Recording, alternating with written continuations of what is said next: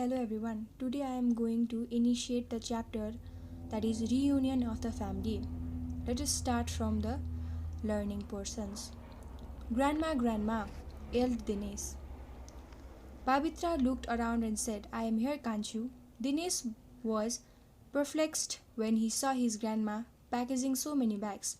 Where were you going, Grandpa? Pavitra looked at her eyes, ears, old grandsons. Your uncle's house. Are you going for a long time there? Asked Dinesh. Pavitra did not reply but continued packing her things at the moment. His mother, Zunkiri, arrived looking very stressed. Go to your room and check whether you have completed your homework. Don't disturb Grandma, she said, staring at him. The Zunkiri is the Dinesh's mother, okay? And whether you have completed your homework. Don't disturb Grandma, she said, staring at him. Dinesh went to his room. He was scared of his mother when she was in a serious mood. After an hour, she called a taxi and loaded it with her luggage. There were, there are you, Kanchu. Come here. I am leaving.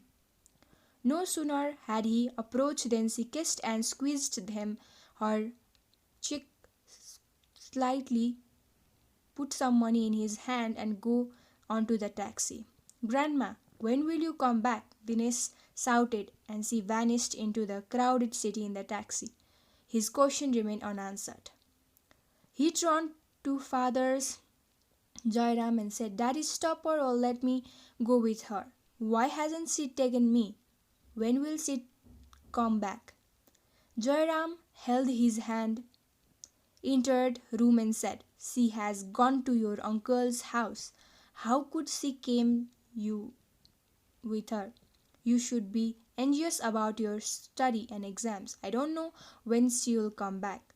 Grandma loved her very much. She used to sleep in her lap playing with her grey hair and greasing her winged fish. She used to tell wonderful stories at his bedtime. She was a good storyteller. How could he forget her in her absence? When his school had holidays, Dinesh mostly spent the day with Benita, a middle-aged woman who worked as a housekeeper for more than 20 years for her family. His Her slim bodies with straight long hairs, dimples on the right cheek, pointed nose and the big black eyes, oval face with white skin and sweet polite natures made her fascinating and loving too. Everyone in the family called her Nani. She used to take care of him. That afternoon after school, Benita was giving Dinesh his food. They were alone in the house. Nani, why has Grandma gone to her younger son's house? Why did she take many bags? Will she come back? Asked Kanju. I really can't say, Kanju. I only know that she won't be coming back in the near future. But why, Nani? Doesn't she love me? Of course she does. Then why did she leave me and go? I can't answer this question, she replied. No, you have to answer it. If not, I won't have any food. Nani looked at Dinesh's innocent face and said, Okay, I will tell you, but you have to promise that you won't tell your parents. If they know, they will betray me. Promise, Nani, I won't tell anyone. Our family was a happy family. There was only a laughter in the family. Everyone entered our family, but it doesn't long last. When your grandpa passed away 5 years ago, your mother started feeling that your parents paid no need to her. Last night while you were sleeping, there was a argument. Why, he said. I think there was a various reasons. Grandma with the age in the getting quick-tempered, your dad is busy at the business and your mom is to prepare a documents on the computer for the next day. Due to their busy schedules, they did not have time to share each other's problems, said Nani. Last night, when your daddy arrived late night, your grandma said, "Why are you late nowadays? You neither pay attention to me nor to Kanchu. I don't want to see you late again." He got angry and said, "Don't bother me. I have to handle me. I have to handle so many things. Do you think I'm nonsense? Nonsense? I don't like to live with you any longer. I will go to my younger son's house tomorrow," she said. "Didn't my mom say anything?" Na- Nani gestures. "Your mom was furious too. She just added, 'If you leave us now, never try to come back.'" "What did Grandma say?" "Sure, I will never come back." Dinesh's eyes filled with a tear. "I'll never forgive my daddy and mom for this. Kansu, you shouldn't say so. It's unfair. Remember what you promised before. Keep to your words. It's not only parents' fault, it's hard too. The fault is on both sides." 6 months passed. Grandma would sometimes ring up and talk to him. As soon as he said, "Where are you coming, Grandma?"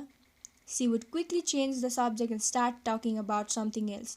Last night, 15 days before his final examination of grade 3, his parents called him to their class. "Dinesh, you have already scored destinations, but this time I want you to get the first rank," said Jairam. His mother also added, "According to your class teacher, you can do if you put a little bit efforts. If you top the list, I will give you a prize, something which you desperately want." Jairam said. "Okay, Daddy and Mom," Dinesh replied. Dinesh put his full efforts in his study. He took his exam. His results came out after 30 days. His parents did not have any words to express their happiness when they found that he was in the second in the class. While they were returning home after collecting the results, they brought a tablet and put it into the Dinesh rooms. As soon as he come home with playing his friends, they said, "Congratulations, Kanzu, you have been second. You have surprise for you. Let's go in." "But Daddy, I didn't come first in the class. I doesn't it does not matter, Kanchu. You did a lot. Next time you'll sure you can top the list." "Thank you, Daddy and Mom. Let's go in." Both enter the room. Jairam says, "Here's just a surprise gift." In front of his eyes was a tablet. Junkiri, who was already capturing happiness in her camera, stopped when she noticed Dinesh staring at the tablet with a strange expression on his face. "What's wrong with you, with my Kanchu? Don't you like it?" Junkiri asked her son, who took no notice of the tablet. "I thought it was Grandma in my room," said Dinesh, and walked out of a room. And puzzled, Junkiri and the Jairam gazed at each other. A week later, Junkiri took a half-day leave for her office and came back, and Jairam went to bring his mom back. "Sorry, Ma, we had a big mistake. Let's go home. Your Kanchu is waiting for you. He always grumbles. When is my grandma coming?" said Jairam. As Jairam talked about Kanchu, she forget the past and come back to the home. When Dinesh come back home from school, he opened the door as usual. He could not believe in his eyes when he saw his grandmother standing and spreading her arms. He threw its bag down and rushed into the arms. "Grandma," she said, and embraced her. Nani, Jairam, and Junkiri were watching the scenes, and their eyes were filling with tears of happiness. Later in the evening, while they were all sitting, "They have a super," Grandma said to Dinesh. "Kanchu, when we adults some things sometimes behave like a children's. God uses little ones like you to teach us a lesson. Don't Does it mean you will never leave me again, Grandma?" "Indeed, Kanchu, I will never leave you again." Jairam cradled him and said, "Without you, how can we be united?" So this is the story of three people, that is one name as a Junkiri, and Junkiri as a mother of Dinesh. Dinesh is itself a children's, and her grandmother, and his father Jairam. It's about their family matter. That means our societies are also leading this kind of problems. Okay, it reflects the social norms of our society. Okay, in every society कहीँ न कहीँ कतै न कतै यस्तो घटना भइरहेको हुन्छ जहाँ धेरै दुःख गाह्रो परिस्थितिहरू फ्यामिलीमा आइरहेको हुन्छ। त्यो परिस्थितिलाई यो स्टोरीमा के भन्न खोजिएको छ भन्दाखेरि आफ्नो नातिले आफ्नो हजुरआमा छोड्न नसकेको र आफ्नो छोरा बुहारीमा भएको मिसअन्डरस्ट्यान्डिङले गर्दाखेरि उनी घर छोडेर जानुपर्ने बाध्यता पनि भएको थियो, तर उनको नातिले नै चाहेको कारणले गर्दा हैन चाहेको कारणले गर्दाखेरि हजुरआमा घर आइपुगिन्। त्यसको मतलब घरमा कुनै न कुनै दुःख परिस्थिति आउँछ तर पछि सुख पनि हुन्छ भन्न खोजिएको छ यसमा।